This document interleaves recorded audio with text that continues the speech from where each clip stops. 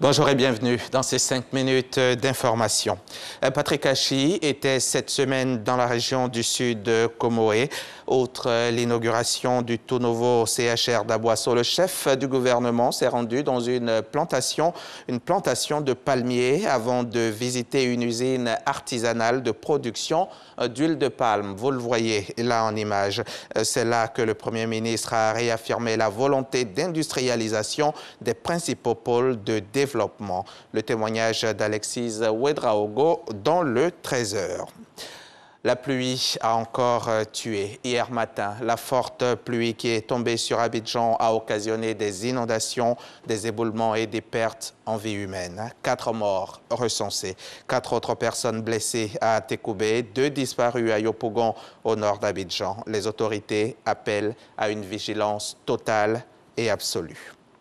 Nos centres de formation professionnelle se dotent de matériel adéquat à la bonne formation des apprenants. Le ministère de l'Enseignement technique et de la formation professionnelle et de l'apprentissage vient de réceptionner du matériel pédagogique neuf, des équipements offerts par des entreprises partenaires. Le reportage de Jean-Marc Djadji.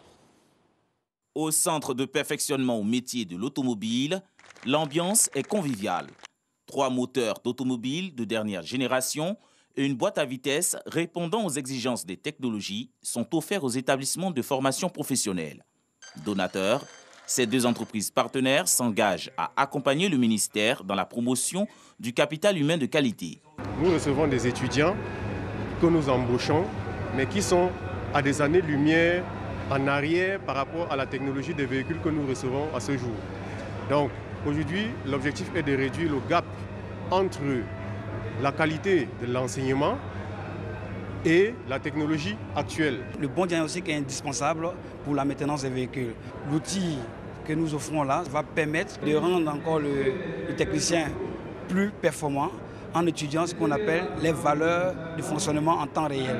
Cela représente vraiment une bonne opportunité que nous souhaitons voir se multiplier. Pour le ministre de l'Enseignement technique, de la formation professionnelle et de l'apprentissage, ces matériels didactiques viennent combler les besoins liés au déficit d'équipement et au vieillissement des appareils ne répondant plus à une formation de qualité. C'est quelque chose de très important pour les jeunes, avoir les outils modèles pour pouvoir apprendre.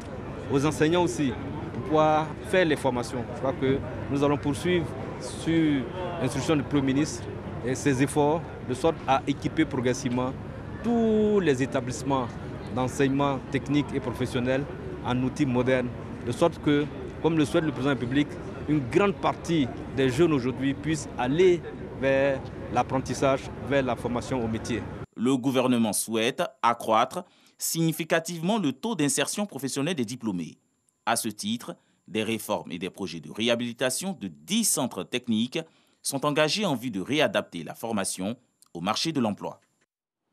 Je vous emmène maintenant à Trècheville, commune au sud d'Abidjan.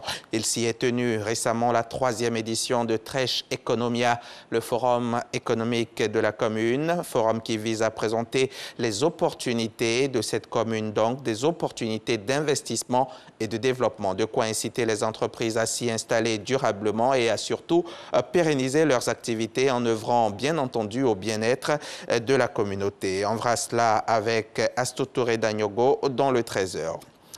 D'ici là, allons-y pour l'actualité internationale. Le président Félix Tshisekedi a confirmé dans la soirée du vendredi 22 octobre la nomination de Denis Kadima à la tête de la CENI, la Commission électorale nationale indépendante. Nous sommes en RD Congo et cela en dépit de l'opposition de 2 des 8 confessions religieuses, les catholiques et les protestants, ainsi que des partis d'opposition et même de certains des membres de l'Union sacrée comme Moïse Katumbi et Vital Kamerhe. Au total, Félix Tshisekedi a nommé 12 des 15 membres du bureau de la CENI en charge d'organiser les élections de fin 2023. Une délégation du Conseil de sécurité des Nations Unies doit atterrir à Bamako ce samedi dans l'après-midi. Une visite officielle de 2 jours qui s'inscrit dans le cadre des consultations régulières entre le gouvernement malien et l'ONU depuis la création de la MINUSMA en 2013. Mais cette visite survient dans un contexte très tendu. Bamako croisant le fer avec ses partenaires internationaux sur l'éventualité d'un contrat avec les mercenaires russes du groupe Wagner et surtout sur un éventuel allongement de la période de transition. Les autorités se sont engagées sur une période de 18 mois, mais envisagent à présent de repousser l'échéance prévue. Rendez-vous à 13h pour le point complet de l'actualité.